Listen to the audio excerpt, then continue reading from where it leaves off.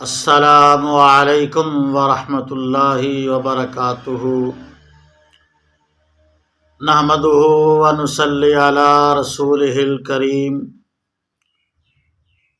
اما بعد فاعوذ باللہ السمیع العلیم من الشیطان الرجیم۔ ان اللہ وملائکتہ یصلون علی النبی یا ایہا الذین آمنوا صلوا علیہ وسلموا تسلیما۔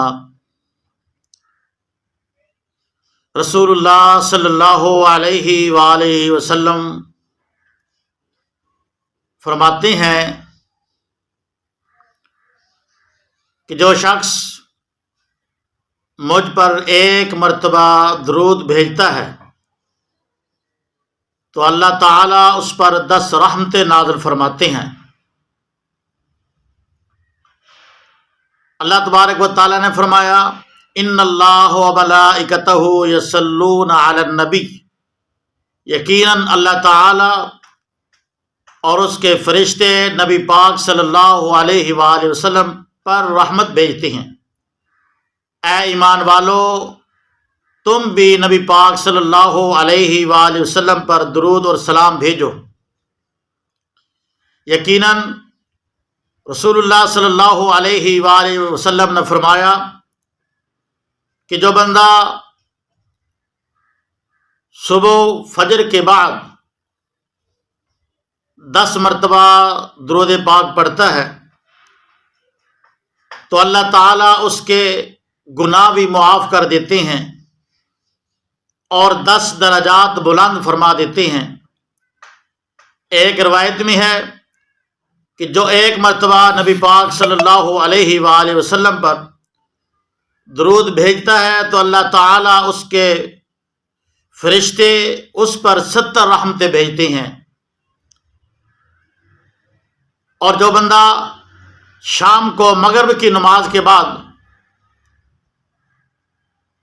درود پاک پڑھتا ہے 10 مرتبہ، یقیناً نبی پاک علیہ الصلاۃ والسلام فرماتے ہیں کہ اللہ تبارک و تعالی اس پر بھی 10 رحمتیں نازل کر دیتے ہیں، 10 گناہ معاف کر دیتے ہیں اور 10 درجات بلند کر دیتے ہیں۔ یقیناً درود پاک پڑھنے کی بہت زیادہ فضیلت ہے۔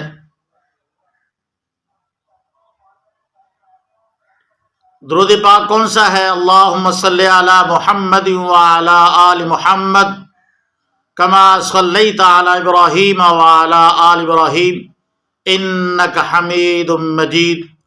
اللہم بارک علی محمد وعلی آل محمد کما بارکت علی ابراہیم وعلی آل ابراہیم انک حمید مجید۔ یہ درود پاک ہے۔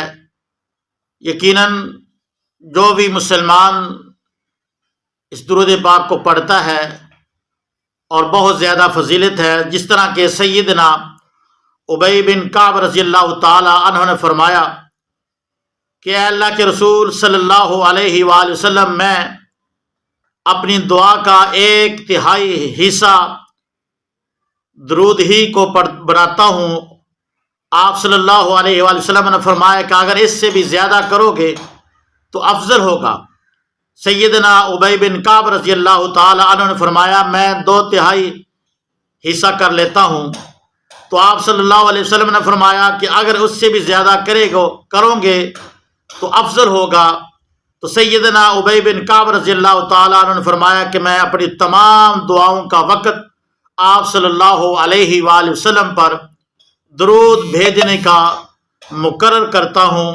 آپ صلی اللہ علیہ وآلہ وسلم نے فرمایا اِذًا یکفیک اللہ امرک من دنیاک و آخرتک، اس وقت اللہ تعالیٰ تیرے دنیا اور آخرت کے کاموں کو کافی ہوگا۔ یعنی کہ یہ درود پاک پڑھنے کی اتنی فضیلت ہے، جو بھی بندہ دعا مانگتا ہے اللہ تبارک و تعالیٰ اس کی دعا کو قبول کرتے ہیں۔ اس کی بہت زیادہ فضیلت ہے درود پاک پڑھنے کی۔ اگر کوئی پریشان ہے وہ بھی درود پاک پڑھے، اگر کوئی دکھی ہے وہ بھی درود پاک پڑھے، اگر کوئی بیمار ہے وہ بھی درود پاک پڑھے، یقیناً اگر کوئی مقروض ہے وہ بھی درود پاک پڑھے، انشاءاللہ اللہ تبارک و تعالی اس کی تمام پریشانیاں، دکھ تکلیفیں، بیماری اللہ تبارک و تعالی سب کی سب دور کر دیں گے اس وقت درود پاک پڑھے گا۔ اللہ تبارک و تعالی ہم سب کو درود پاک پڑھنے کی توفیق عطا فرمائے، آمین۔ وما علینا الا البلاغ۔